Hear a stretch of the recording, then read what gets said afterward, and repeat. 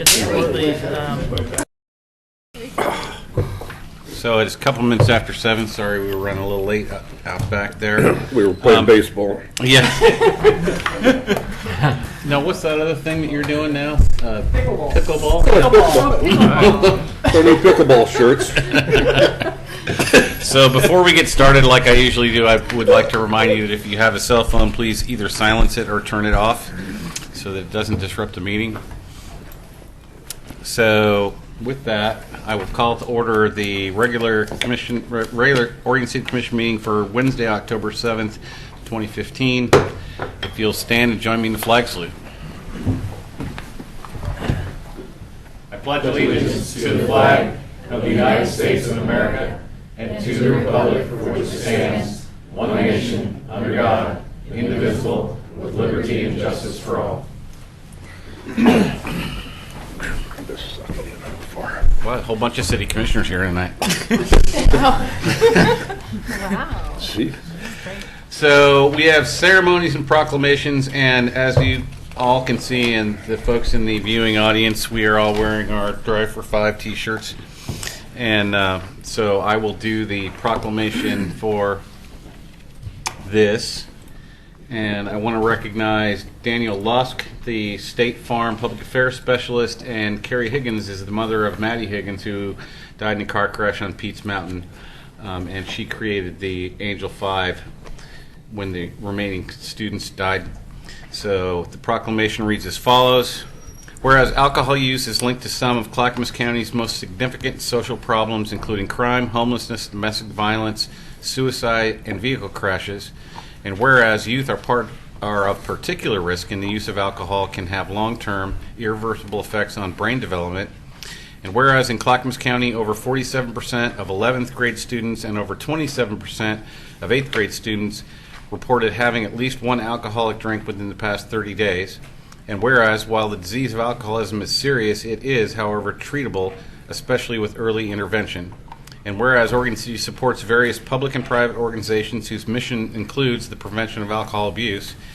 And whereas Oregon City demonstrates this commitment by supporting organizations such as Clackamas County Safe Communities, Oregon City Community Education Driver Education, or OC Together Coalition, Celebrate My Drive, and Oregon Impact, who provide community education, prevention, and awareness activities to stop individuals from driving under the influence of intoxicants. Now, therefore, we, the City Commission of Oregon City, do hereby proclaim the month of October 2015 as Teen Safe Driving Month and encourage Oregon City citizens to be aware of and join us in helping prevent the enormous emotional and financial toll associated with alcohol abuse.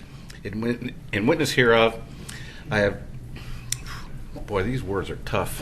In witness hereof, I have hereunto set my hand this 7th day of October 2015. Dan Holliday, Mayor. And we're going to pass this down the line. Commission President Pauly.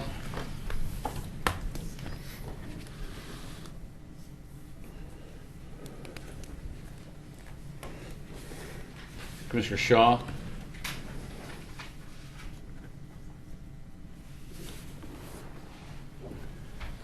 Commissioner Smith.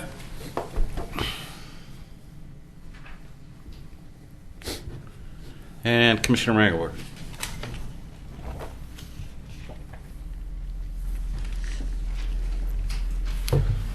So, would Mr. Lusk and Mrs. Higgins want to say something? Hello, my name is... You got to come up to the mic so the people in TV land can hear you. Thank you for reading the proclamation and for letting me be a part of this event. It is really special to see the community here supporting teen driver safety in the month of October being proclamated safe driving. We're happy to present the Celebrate My Drive program to Oregon City and the entire state of Oregon and wish them the best of luck, all schools, for a chance at a $100,000 grant. So thank you so very much for having this evening and in letting us be a part of it. So thank you very much. All right. Thank you. Thank you. thank you. So I'm going to give the commissioners a chance to speak if you wish to. I'll let Commissioner Smith go first since he usually takes the longest. I have nothing to say. I don't believe that for a second. I just want to thank you all for being here tonight, and it's always great to see students in the audience at City Commission meetings. This time, of course, it's even more important, and so I appreciate the work that you're doing in student council and in other groups within the school. And this is a very important message, as you know, and it's something that we agree with. It's something that the city feels as strongly about as you do. So thank you for coming, and we will support you as much as we can. Anybody else? It's interesting because this afternoon I was telling my 4-year-old granddaughter the importance of wearing her seatbelt in her chair, because she's always trying to get out of that, so you're trying to be delicate about it and not scare her, but to do that, so it kind of reflects hopefully up into her teen years and stuff. So I really appreciate all the efforts that Sue and the crew has put together here on this, and it's too bad we can't do it throughout the year instead of just October. But we're here to help and offer assistance as much as we can. So thank you. I just want to thank all of you for coming together. And sometimes when tragedy happens, it's kind of like a one-shot thing for public awareness. But you've committed to doing this every year, and you've branded it neatly, and it's recognizable to really get that message out. And thank you for really investing the time in our youth. And I'm going to have a driver coming along pretty soon. So it's something I'm really thinking about too. Yeah, everybody feels sorry. But just thank you for putting your heart out there and your time and your dedication. It's so worthwhile and important. Mr. Megenberg? Nothing? Okay. So the last thing, once again, thank you all for coming and for doing what you do. Many of you didn't listen to my State of the City address in January, but I lost my best friend, and he lived with our family in 11th grade and was killed in an accident involving alcohol. So I totally understand the terrifying knock on the door at 11 o'clock at night, because my mom went through it. So, and let's not forget, it's not just alcohol, but it's texting, it's going too fast, it's having too many people in the car and being distracted. There's a lot of other things, and having had at least 2 other teenage drivers that are my kids who probably took more after their dad than their mother as far as driving is concerned, it's a miracle that I didn't suffer the same kind of loss that you folks have. So we totally support this effort and look forward to helping you however we can. And I assume you are... I'm Janelle from Oregon Impact, and I Okay. wanted to introduce Carrie Higgins. All right. Thank you for coming. Thanks for coming. Thank you very much. I just, I can't thank you enough. I mean, it's mind-blowing, really. Thank you for caring. Thank you for doing something about it. I think so many people we've heard, what can we do, and you guys are doing it. Like, this is what we need. We need, we just need to reach these teens. And frankly, the goal is honestly to reach the kids in an elementary school level, because I think sometimes by the time they're teenagers, a lot of the damage is done in terms of trying to unlearn certain behaviors. So, as a mother who lost her daughter, in last June, I just, I had a friend that died in high school in a car accident. I've had family members. I've had 5 deaths now. Maddie, my daughter was the 5th death that was very, very close to me from an automobile accident. And I think it's educating the drivers, and it's also educating our kids, what to do as a passenger. And I cannot thank you enough. It's the answer, what can you do, that you're doing it. And I'm forever grateful. So thank you. All right. Thank you. All right. Thank you. Okay. Next up is... Oh, that's the one we already did. Sorry. This is the proclamation for Fire Prevention Month. We have We have somebody from Clackamas Fire here, but they didn't put it on my list of whom you might be. Mike Bowman. How about if you come up, Mike? Thank you. So let me read the proclamation, and then you can do your thing. Okay. Thank you. You guys. Thank you, guys. Let's give these guys a minute to.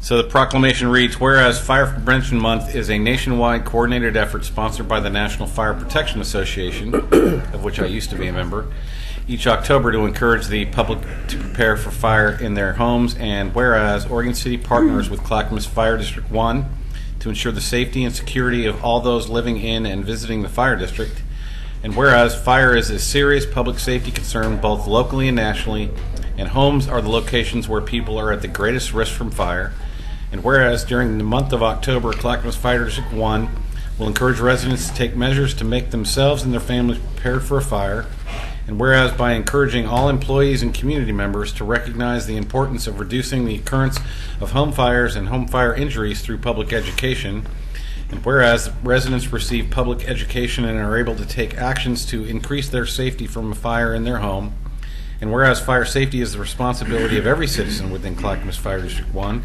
and all citizens urged to make fire safety a priority by having working smoke alarms, and whereas residents should install smoke alarms in every bedroom, outside each sleeping area, and on every level of the home. Now therefore, I, Dan Holliday, Mayor of Oregon City, do hereby proclaim the month of October 2015 as Fire Prevention Month, and with the theme, Hear a Beep Where You Sleep, I encourage the community to observe this month with applicable programs and activities. In witness hereof, I have set my hand this 7th day of October 2015. Mike, Thank you very much. for the record, your name and your position, please. Yeah, my name is Mike Bowman. I'm a deputy fire marshal with the Clackamas Fire District. And I want to thank you for reading the proclamation declaring October 2015 as Fire Prevention Month. And as you said, it's a national theme, and this year it's Hear the Beep Where You Sleep. Here's a couple stats. Residential fires cause 84% of the civilian fire deaths, and roughly half of the fire fatalities in this country happen between the hours of 11 p.m. and 7 a.m. And I think that's why this theme is so important. And based on National Fire Protection Association stats, a working smoke alarm can cut the risk of dying in a fire by 50%. And so where should you locate the smoke alarm? So a smoke alarm in each bedroom, outside each bedroom, and then on every level of the house, even in the basement. So in our world of fire prevention, this is what we've been doing lately. Our division has been trying to be proactive with public education all year long, but making even a stronger emphasis during October. During this month, our public educator, Carrie Shanklin, has distributed over 10,000 fire safety flyers to all North Clackamas and Oregon City schools. We've scheduled over 50 presentations and events for the month. We'll be hosting open houses at local fire stations every Saturday from 1 to 3. And as far as Oregon City goes, Station 17 on South End Road, they're having their open house on October 17th. So Station 17 on October 17th. So we have conducted the proclamation within the fire district over the past few years, but this is the first time that we've come to take it before the city council. So we really appreciate this. Thank you. Thank you. Thank you. Thank you, Mike. Thank you. Okay. So moving on to citizen comments. I see one. Is there more than one? Mr. Guile. I remind you, you have 3 minutes. Thank you for reminding me. And I'm certainly glad I didn't have to follow the kids. Because I'm going to read this so I can get all the words right. Go ahead. So with all due respect, I come before you tonight with grave concerns. I've been haunted by those I represent to inquire as to how my inhabitants can acquire an honorary and temporary neighborhood association status on Saturday, October 31st. Our Halloween Hamlet and the Window Mausoleum at Gould Gallery on Main Street are mostly deceased individuals, and they don't wish to join any Citizens Involvement Council or even have any representation anywhere. To them, that would be a nightmare. They don't wish to frighten anyone. They are dead asleep during the day, and they absolutely have no political concerns. That is all behind them now. Actually, not even urban renewal funds are requested. Our residents are used to living in decrepit conditions. We have our own rickety railroad train station, complete with a train that never leaves the station. It pulls a sleeping car of coffins full of vampires, a toxic tanker car, a crazy clown car, and even a caboose. Get that one? We also have our own cemetery, haunted church, witch houses, Mordecai Mansion, a rusty needle tattoo shop, and even our own hemoglobin blood bank. Currently, we have a visiting Screamville carnival of questionable characters, including a ghoulie swing ride, a whack-a-zombie game, and funny bone clowns. Our residents are dying to meet the mayor and the city commissioners and hope you will come down and meet these passively removed constituents. Most of them are in a dead sleep during the day and only come somewhat alive at night. You may even have met some of them in your nightmares. The inhabitants are aware that another community in Anoka, Minnesota is called the capital of Halloween, complete with a citywide parade, carnivals, even their high school football game is called the Pumpkin Bowl.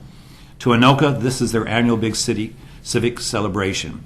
We know you have a lot more serious issues to deal with here at City Hall, but here in our Halloween hamlet, our inhabitants hope that by the mayor and commissioner recognizing their little community for October 31st, it might draw more attention in the media and on social media, therein attracting more attention to Oregon City. In fact, the Gould Gallery is the most unique store in the Pacific Northwest. There's no other year-round Halloween store like it. So please take this deadly serious request under consideration for this evening or at your upcoming City Commission meeting in mid-month so we can get the word out to the media. On weekends, you can even meet and greet Ursula, our 1989 cadaver at Crypt DeVille. She is now a star on television, soon to appear on an upcoming episode of Portlandia. Channel 12 Fox News on the Go with Joe is already considering making his second annual visit to our Halloween hamlet. We are working on getting on AM Northwest, and we'd love to inform them all of our newly acquired status as a neighborhood association for a day for all the Pacific Northwest to hear about. My message. All right. Thanks, Tom. Thank you. So maybe think about that for the next one. It doesn't need a proclamation. I don't think, just maybe say, hey, we're going to recognize Well, I thought that was day. it. Okay. No, was that my proclamation?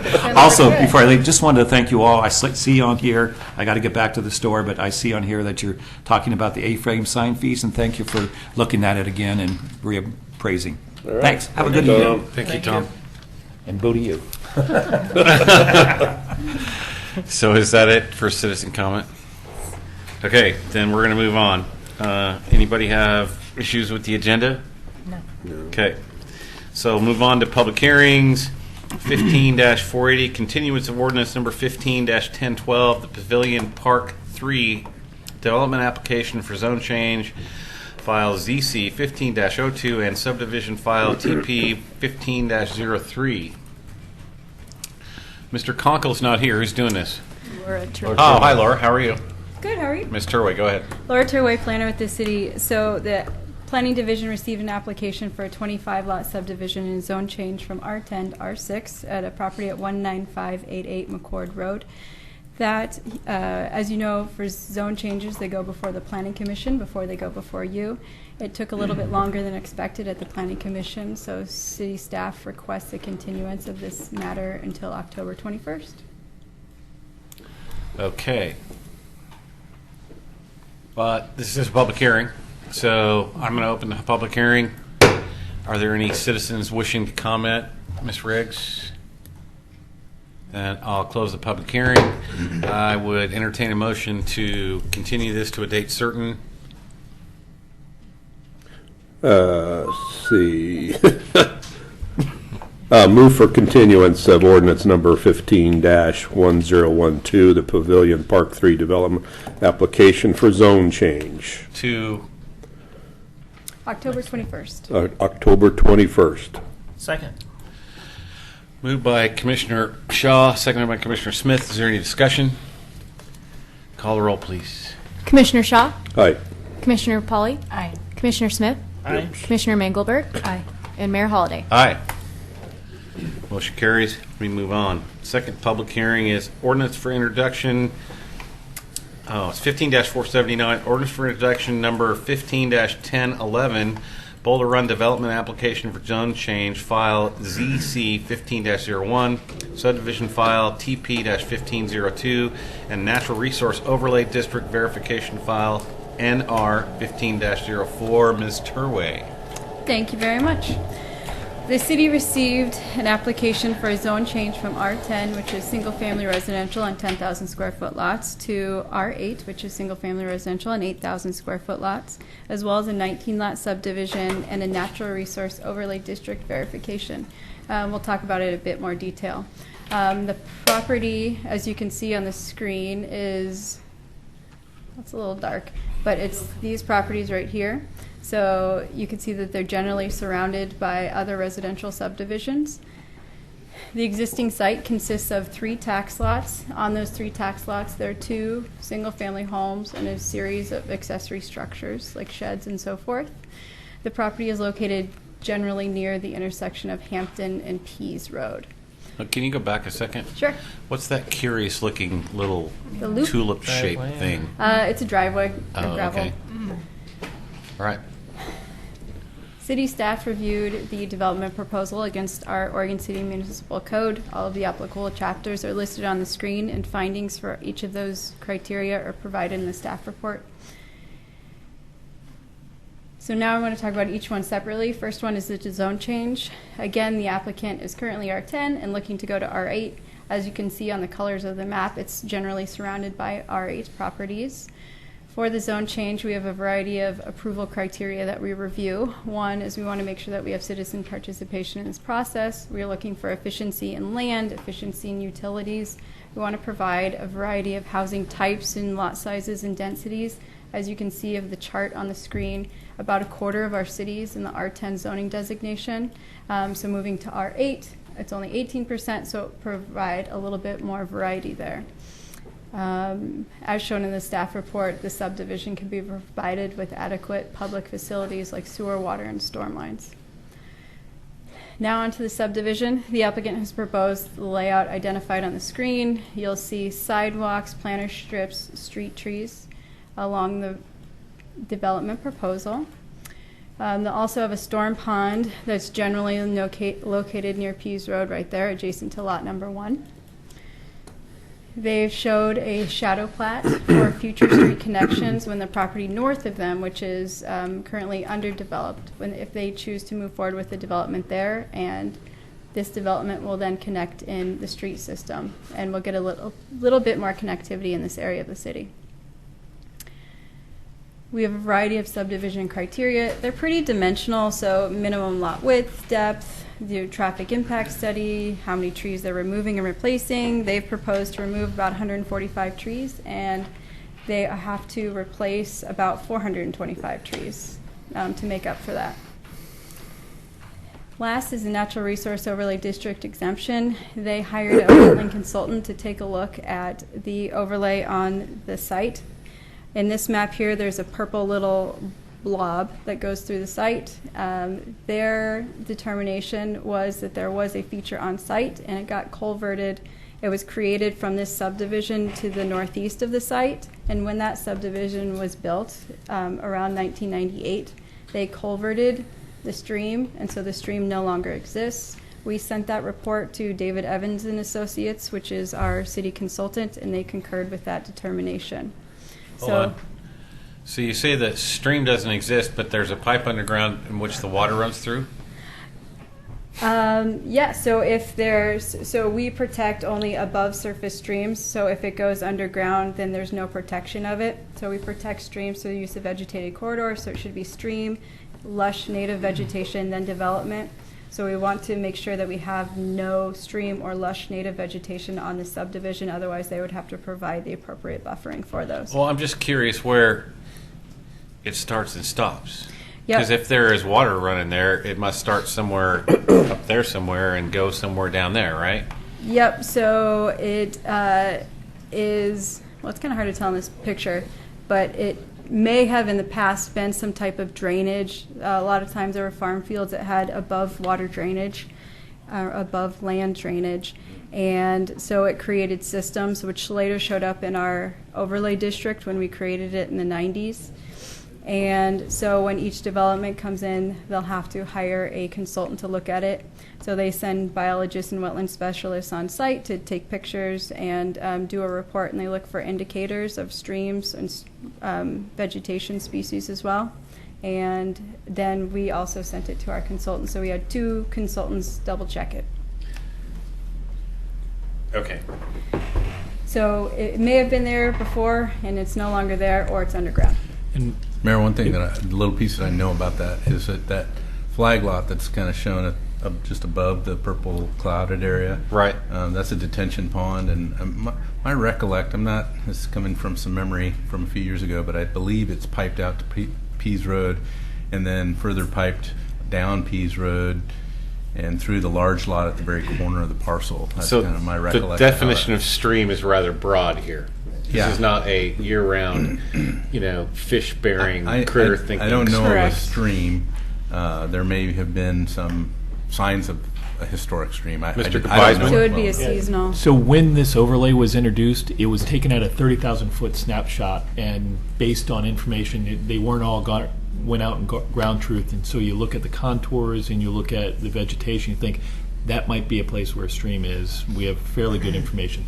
And they get on there and find out, no, there isn't, and here's where it should be. And Okay. so Moving on. With that, we recommend approval with conditions. Any questions I can answer for you? What are the conditions? There's a whole slew of them. There are a lot of conditions. I noticed that, and We like to be clear. kudos to our planning commission to go through all that and help come up with all these conditions. And it really is a thorough process. So things aren't just, I think it's important for citizens to know, things just aren't passed through. There's a whole, process that it goes through, and many conditions so that it's a livable solution. Go ahead, sorry. And just to note, so the planning commission voted 6-1 to approve it. Okay, we've had quite a few, and it looks like we're going to have more development on Pease Road, which assumes there's going to be more traffic on Pease Road, and also at that intersection to Leland. Is that correct? Is that going to be addressed at all, that intersection there at some point? It seems like must be a lot of traffic on Pease Road. We've got to, this one here is, how many lots is that? And I think that pavilion one, is that also on the Pease? So with each development that comes in, the applicants will conduct a traffic study. Those traffic studies anticipate how many trips will come from each subdivision throughout the day and also at our AM and PM busy times. And with this particular subdivision, they'll get 18 trips during our busy time in the afternoon and less in the morning. We have an acceptable level of traffic at intersections in our code, and so we take their study and we send it out to John Ripplinger of Ripplinger and Associates, who's our city consultant, to double check their traffic studies. So provided that the added trips that they'll enter into the intersections aren't too busy or they're not over the acceptable level of congestion, then they're okay. At the point in which the intersections become too congested, then they would have to start to make off-site improvements to mitigate for that. And in this particular case, the applicant has not raised the level of congestion to a place where it's unacceptable. So both studies looked at off-site intersections, and all of the levels of congestion are okay or comply with our standards. Okay. The only thing Yeah. I'll add is my recollect from the transportation system plan is there's not any provisions for a signalized intersection at Pease and I guess that would be Leland. And what I do recall from the Leland-Lynn Myers Road corridor plan was a slight, we're not moving the road too far, but slight adjustment to the geometry of that intersection. So it's more at a 90 instead of at an Right. angle like it is? Right. Okay. Without, impacting, because there's a couple of properties there that are undeveloped, or they're developed, but potential for redevelopment, so that's my recollect. I noticed because I was up there and it looked like it's just a little rough when you're on Pease, trying to get onto Leland, you turn to the right, you look to the right, it's a little obstructed there, and so to the left's okay, but that way, and so I didn't know if there was going to be a four-way stop there at some point, so. No, I don't recall a four-way stop. Okay. The other question I had, Laura, was everything's kind of zoned R10 until development comes in and it goes to whatever. You did kind of answer my question. I was trying to figure out, how much R10 are we going to have left, if everybody comes in and goes to an R8 or R6, that we know we want to keep some R10, right? Yeah, that's a good question. So this property was annexed into the city in 2007, and when properties are annexed into the city, if they have a comprehensive plan designation of low-density residential, they default to the R10 zone. So you'll see a lot of these properties with that comprehensive plan designation as being R10. So you'll continue to see a lot of R10 as we see annexations. But generally speaking, our single-family residential has gone down from R10 to R8 or R6 just because, people don't want that big a yard, or because developers can get more houses on there and make more money, or whatever the case may be. And it might have something to do with Metro's density standards. There you go. We have less land. Yeah. Yes. So we're going to open the public hearing. Is there anyone wishing to speak on this matter? I was going to say there's usual warnings that we should give, but if we don't have any public comment, I there's don't see any on the list. Nobody in the audience just jumping up and down. So I'll close the public hearing.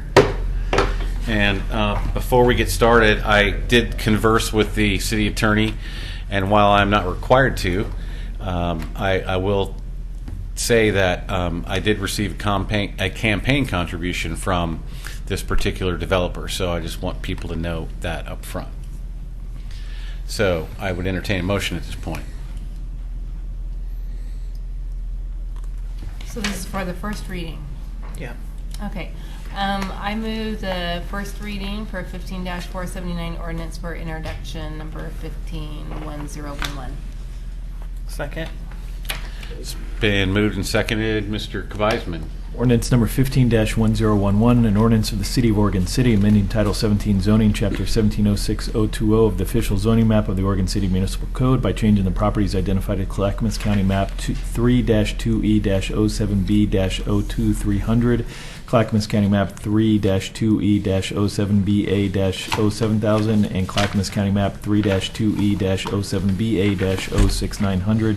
From R10 single-family dwelling district to R8 single-family dwelling district, and approving a 19-lot subdivision and a natural resource overlay district verification.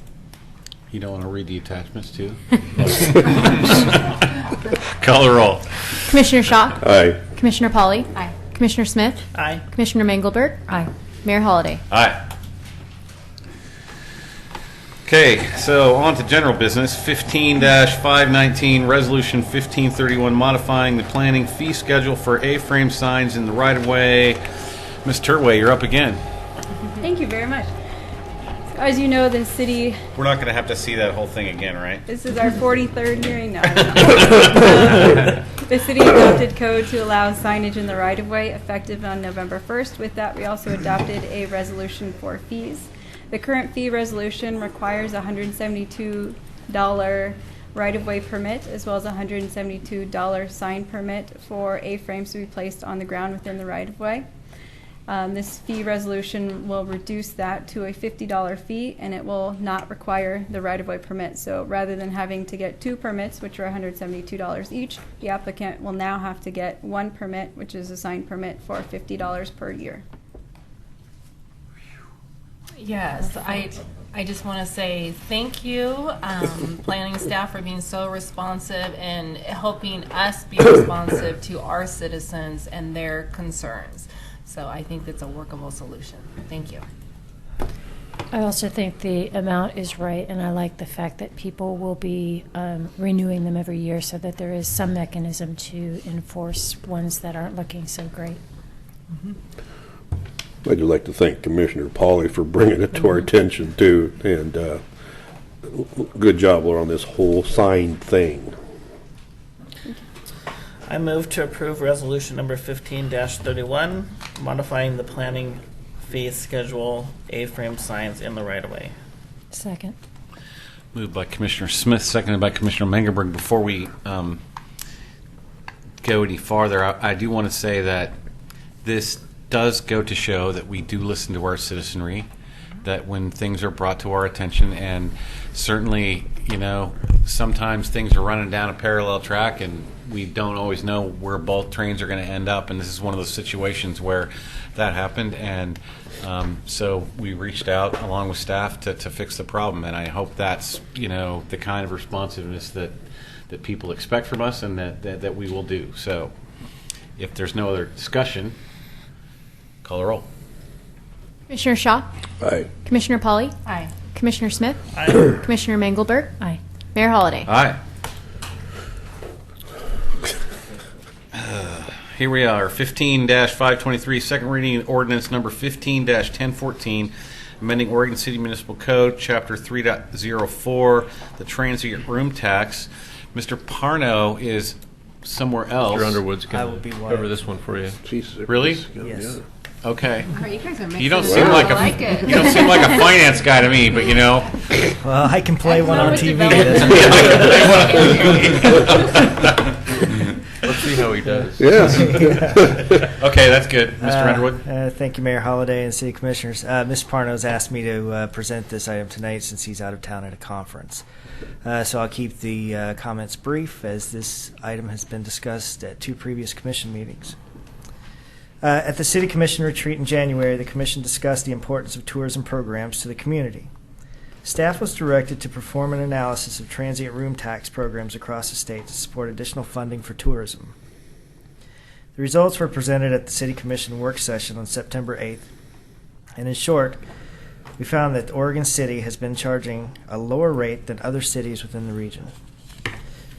Ordinance number 15-1014 would make 2 revisions to the code, Chapter 3.04.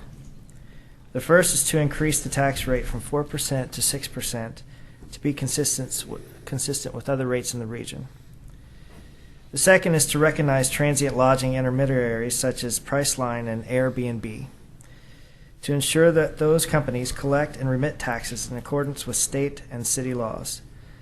Based on requests from Commissioner Mengelberg and the rest of the Commission at the September 8th work session, city staff have been reaching out to these intermediary companies to make sure they are aware of the requirements. And that concludes the report. I'd be happy to try to answer any questions you may have, or at least address them to Wyatt. I do want to recognize Commissioner Mengelberg for her diligence on looking at this and making sure that we are capturing all of the different revenue sources moving forward. We know that as the Lamp Falls Legacy Project and something happening at Rossman 2 and the other kinds of things that we're doing, that transient lodging is going to be a growing sector of our city. So I think it's important that we recognize our newest commissioner and taking a lead on that. I appreciate it. Thank you. Is there any other discussion? No. Move to approve second reading of ordinance 15-1014, amending Oregon City Municipal Code, Chapter 3.04, transient room tax. A second. Call roll. Oh, that's right. That's Mr. Kabizman. I apologize. Ordinance number 15-1014, ordinance amending the Oregon City Municipal Code, Chapter 3.04, transient room tax. Call roll. Commissioner Shaw? Aye. Commissioner Polly? Aye. Commissioner Smith? Aye. Commissioner Mengelberg? Aye. Mayor Holliday? Aye. Okay. 15-542, second reading of ordinance 15-1013, an ordinance adopting the Myers Road Extension Corridor Plan, an amendment to the Oregon City Transportation System Plan and Comprehensive Plan, planning file L 15-04. Ms. Turwitt. Who's doing this? She left, so I'll cover for her. She left? What? Well, she's not in the room right now, so I'm assuming she's gone. Let's take a break here for a second. Let's move down to 15-547. Continuance of Resolution 15-29, a resolution interpreting the term designated as a park as set forth in Chapter 10, Section 43 of the City of Oregon City Charter. Mr. Lewis. So this one, we've provided us updated staff report, but we are continuing this until a date certain of October 21st.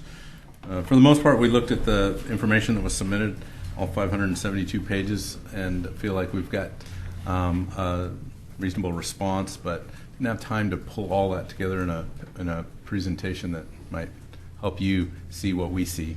So we'll be bringing that back to you on the 21st. Is there anybody in the audience who wishes to speak on that subject? Okay. I have a comment. So this does not require a vote, or does it? You can, but you don't have to. I mean, we're just bringing it back to you. It's not moving for continuance. No. Okay. But it does. You had something, Mr. Commissioner Smith or Commissioner Meyerberg? Yeah, both, I think. You guys can start using your request to speak buttons too. Oh, there we go. Sorry. Just because we My look bad. casual. So, I guess the question is when staff comes back, this will be at the next meeting. Right. 21st. Yeah. 21st is the next meeting. And will we be looking at maps? Maps and a variety of historical information that applies to all those various submittal pieces. So, what worries me on this one is that unless we find something that says that's specifically a park in any decision that any commission has made, we're going to be looking at maps. And we've looked at maps already, quite a few. Within 5 minutes of getting online, you can find more than 3 maps that show that as a park. And I, am worried about, I guess I'm trying to think how many maps does it take for us to realize that maybe this is more than just a mistake on a couple maps. If 10 maps show it, if 15 maps show it, at what point do we start thinking about this being essentially a common knowledge park if it's on many maps? So I just am worried about the fact that I don't want us to come back with just 10 maps that show what we want it to show. I want a good variety of maps from various time periods that show both sides of it. Because I think it's going to come down to looking at maps and making a decision of what we think they say. And I'll address that. And ultimately, the question of what they say is up to you. Right. And I don't want to. There's going to be a fair amount in that. But one of the things to think about is the type of map that you're looking at, what it was designed to do, and how that works. So. I don't think we're going to overload you with maps. I think you can find some maps that show that it is a designated park, some that don't, and what designations mean and what those various maps means are really the thing that the staff is focusing on, trying to figure out what the commission was trying to do when those maps were brought before it. Does that make sense? Sort of. Okay. And the reason, I have concern about it because I think there's places in Oregon City that no commission ever designated a park that would classify it as a park or be seen as a park by most of the citizens. And especially if we're producing maps, tourist maps, or any other kind of maps that label it as a park, over time, citizens, whether or not it's designated a park or not, see that as a park. And to me, that's just the same. As a commissioner, if the public thinks that that's a park, we have to make that decision. The whole commission has to make that decision. but I think it's more than just whether or not it's designated. And in counter to that, if you go there and drive through it or walk around it, it doesn't look like a park, doesn't quack like a park, doesn't smell like a park. What It is the looks name like, of the road that you're driving on to go through it? Well, first that's of all, the And name of the second road, all, the I've name- seen. I was at 5 minutes. I looked up today, at least 3 or 4 maps in 5 minutes that said it was a park. I get that, but for over 80 years, it's been used as public works something or other, whether it was a staging yard or buildings. The one piece there that did somebody tell me? Do we own the armory, or is that still owned by the Oregon Military Department? Still owned by the Oregon Military Department. Okay, so these look like semi-industrial buildings and semi-industrial site. It's fenced. It's in some places. But it doesn't look like a park to me. And that's what I'm saying. I'm saying if we take the historical use of what's been going on there, it's hard to call that a park. Well, if we have, let's say we bring 100 maps in here. And No, we're not. No, I know. I understand that. But the point is we're the ones making the decision, right? We don't have time to bring up, look through 100 maps. So we're relying on the maps that staff is bringing us. I want to know that we're getting a variety of maps, not just the ones that we want to see. And I would encourage anyone else that is working on this to bring us maps, because it's going to come down to us looking at maps and making a decision. And it's not a decision about a past commission or whatever. It's this commission. And we are going to have to look at that. And so I want to be able to see all of those maps. And like I said, if we have 20 or 30 maps throughout the period of 5 decades that say it's a park, come on. I don't disagree with you, Commissioner Smith. I think that we need to see, one, I don't think there's 100 maps, but I think we need to see a good selection going back, 40 or 50 or 60 years to make sure that we're doing the right thing.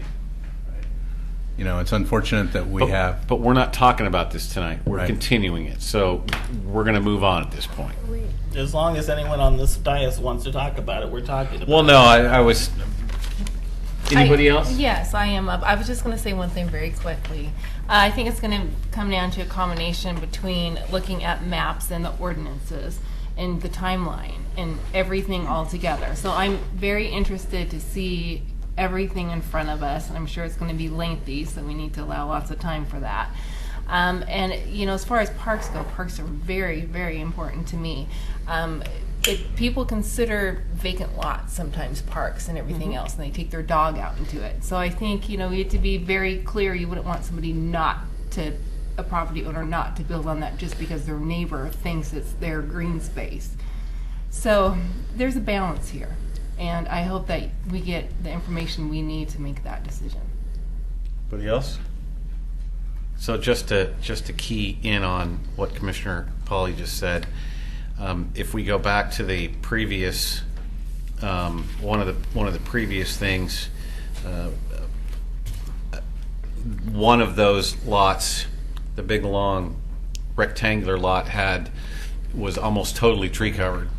And I got an email from a citizen, a neighbor up there, who was complaining that we were taking away a park and building a subdivision. And I had to suggest to them that, the best way to deal with that would be to get together with your neighbors and buy the lot, just like, has been done in the city of Portland a couple of times. So it is easy for folks to assume that because it's been empty, vacant, it's got a lot of trees, it must be a park, when it isn't necessarily so. On the flip side of that, I'm still completely open to this. I have not made a decision one way or another, and I look forward to seeing the maps and pictures with details on the back and all that sort of thing right out of Alice's restaurant. So we'll move on from there. We'll bring you a comprehensive review of a variety of things, including some maps.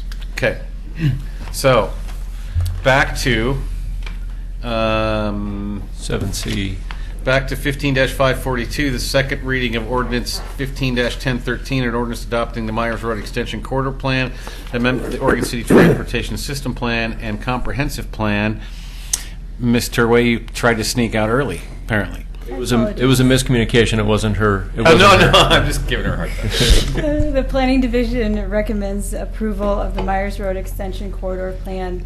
The plan provides an approximate location and design for Myers Road south of the high school, extending up to Highway 213, intersecting with Myers Road and 213. It was last heard for its first reading at your last City Commission hearing. Are there any other questions I can answer about it?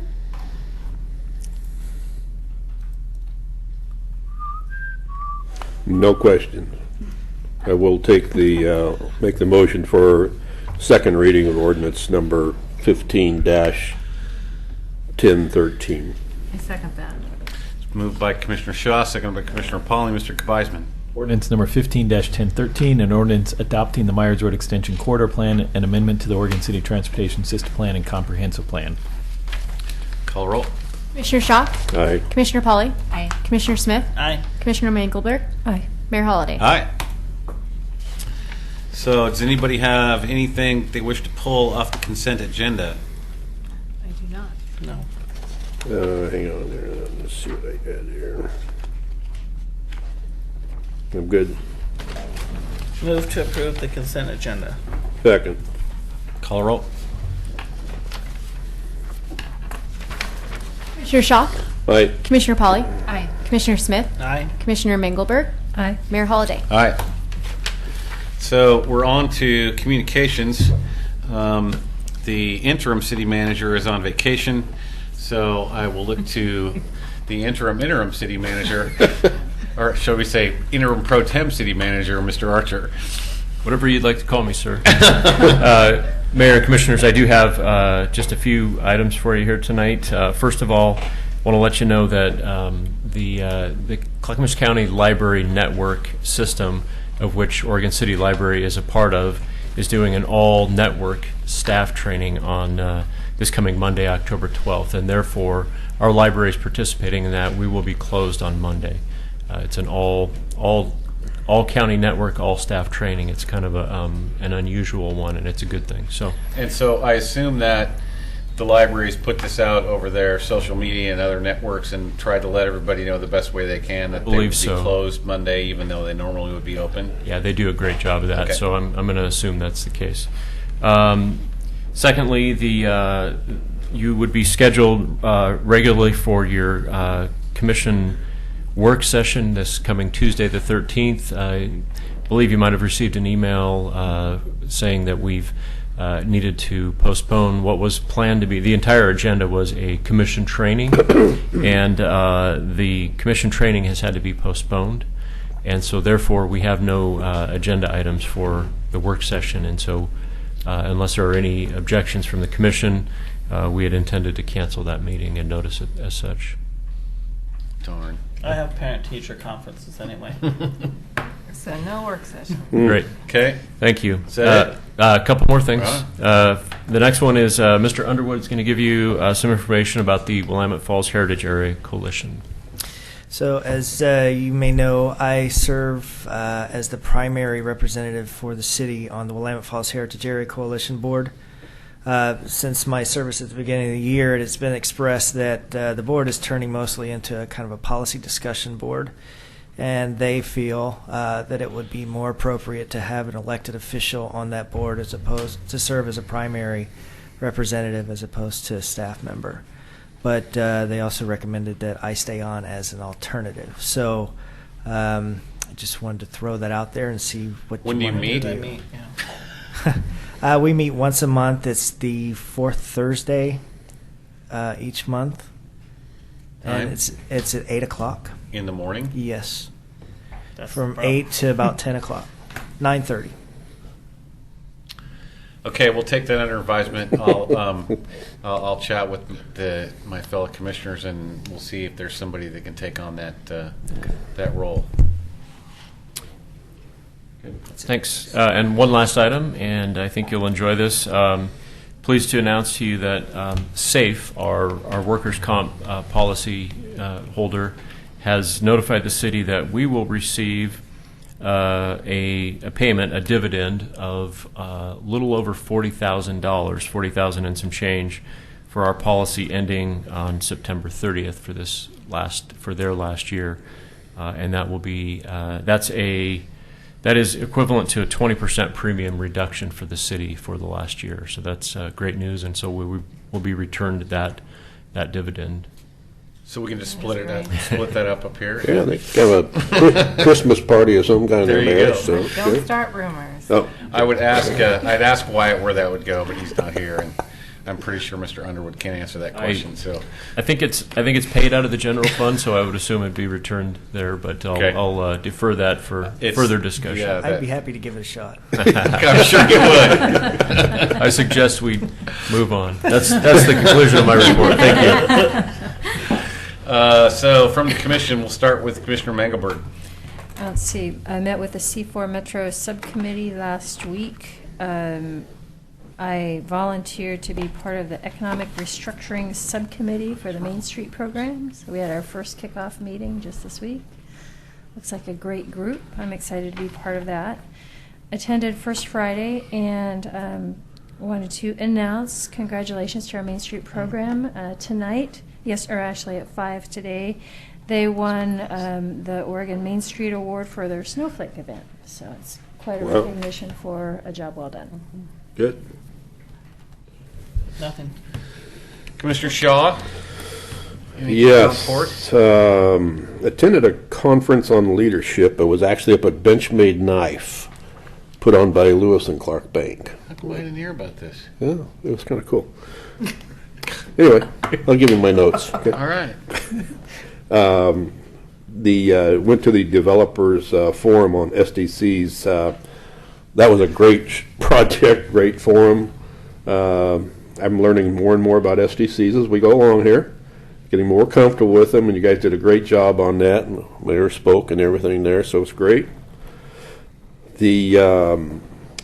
I did attend the Planning Commission workshop the other night on the Beaver Creek concept plan, and getting more acquainted with that as we go along too. So, South Fork meeting, went to that, but last Saturday I spent all day on the touring the Upper Clackamas watershed, and that's where we get our water. Is from South Fork up there and stuff. So we got to tour the dam and the fish screens and the fish counting facility and everything. That was really interesting.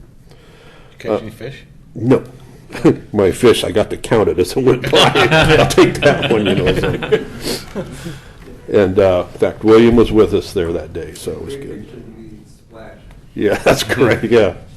I did go to CIC this Monday night, and speaking of Public Works, one thing we are actually doing something kind of cool down there. Mr. Lewis is, we had a presentation at CIC about the white oak and trying to make sure that we are saving and restoring, preserving as much white oak as we can around here. And Mr. Lewis actually has some at the upper part of the Public Works site right now that we're all kind of talking about. There's actually white oak up there, and Mr. Lewis is already talking about how we're going to work with that and keep it and maintain it, so it's kind of cool. The library, just to let you know, on our little schedule here, we are going to be pouring the slab on October 23rd. Wow. That's pretty cool. So. We actually, Betty and I were having a discussion about this. It might be a little late, but it might be interesting to see if the community could put together a time capsule for that, since we hadn't thought about that. You better hurry up. That's a great idea. So we've got a couple, 3 weeks. Yeah. Put it out to the schools and community organizations, and And get the various permits you need for that, so, we'll just pass an ordinance. That's right. Pass an ordinance. You need 2 meetings, you don't have We need time. 2 meetings. A resolution. Emergency. Yeah. Yeah, I was just going to say emergency ordinance. Also, the last thing, and I think you're probably going to talk about this, Mayor Holliday, is about the wastewater governance discussion we had. We invited everybody in here the other night and stuff, so maybe you want to talk about that. So that's all I got. Commissioner Pauly? Thanks, Renata, for mentioning the Snowflake Raffle. That is exciting. The great thing about the Snowflake Raffle is it's open to all the businesses in the city. So Main Street has really tried to include everybody, while it also highlights Main Street. So I urge everybody to suggest to your favorite businesses to get on board and join that. And I went to the League of Oregon Cities Conference along with Mayor Holliday and Commissioner Mengelberg. And it's great. It's always great. The conferences are a good refresher, and then we always learn something new.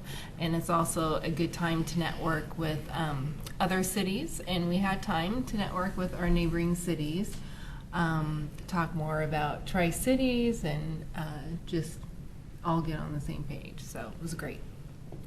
And that's all I have. So I too attended the League of Oregon Cities Conference.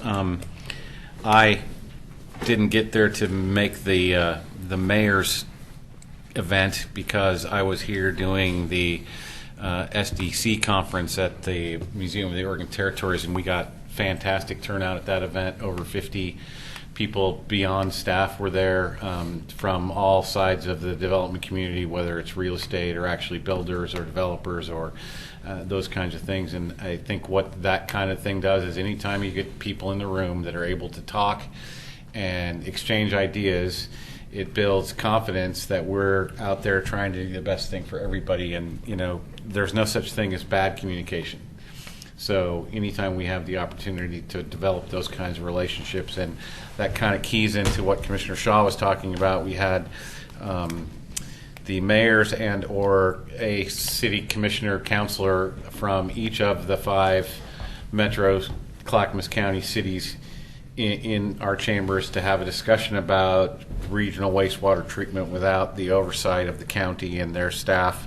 So we had Milwaukee, Happy Valley, Oregon City, Gladstone, and West Lynn, including most of their city managers and a couple of public works directors. So we had a good beginning, I think, conversation and starting to develop relationships with those other cities and with their individual members. And that's how we start to begin to make things work, is when we start to see those people as people rather than just as, you know, he's the mayor or she's the mayor or whatever, that we get an opportunity to really develop relationships. So, and I've spent, and I'm going to say exactly as much as I can about this. I have spent many hours over the last several weeks working to resolve the issue with the city manager's situation. There's not much more that I can say about that other than everybody up here is aware of all of the situation that's involved and all of the different things. And we've had executive sessions. We've had situations where President Pauley and I have had meetings with attorneys and other folks, and we're working towards an equitable resolution for not only the Mr. Frazier, but for the city. And it's our responsibility to primarily take care of the city first. So I want everybody to understand that this is a difficult time for everyone, but first and foremost, these 4 folks and me are doing the very best we can to make sure that we resolve this in a way that primarily doesn't damage the city of Oregon City. So with that, I'm done. I forgot one thing. Oh, Mr. Smith. I forgot, but I want to remind people that tomorrow is actually homecoming. Tomorrow's the football game, not on Friday night. And the homecoming parade will be winding its way through Oregon City, so expect traffic issues. What time does that start? I want to say 5:30. The game starts at 7. So the parade goes from Gardner Middle School down Holmes Lane, down Jackson. What time does the Regional Wastewater Down Capacity Lynn. Advisory Committee? Down Lynn? Oh, It yeah, comes down Lynn. To Yeah. Jackson Yep. and then Yes. crosses. And if anybody wants to sit with us, And typically, I think we start setting up traffic control about 4 o'clock, start getting things in position so traffic disruption happens a little sooner than the actual parade arrives. So what time is the regional wastewater capacity treatment, blah, blah, blah? 6:30. 6:30 or 6? I thought it was. I don't know. Oh, Yeah, 6:30, you're right. Yeah, 6:30? 6:30, yeah. Yes. Well, Tomorrow. if I ride with one of you guys, then you can run me back up the hill, right? Had one other thing, Mayor. About Lisa Escort, that would be good. No, I'd just be riding with them. Yeah. Be an escort. But Mr. Shaw. what I wanted to say was that when we had all of the cities here the other night for that wastewater conference, Happy Valley, Gladstone, Milwaukee, Westland, everybody walked in that door, looked at this and said, holy cow. You know, we just don't sometimes realize the accommodations we have here compared to these other cities and stuff. So that was pretty impressive. So anyway, so. Okay, with that,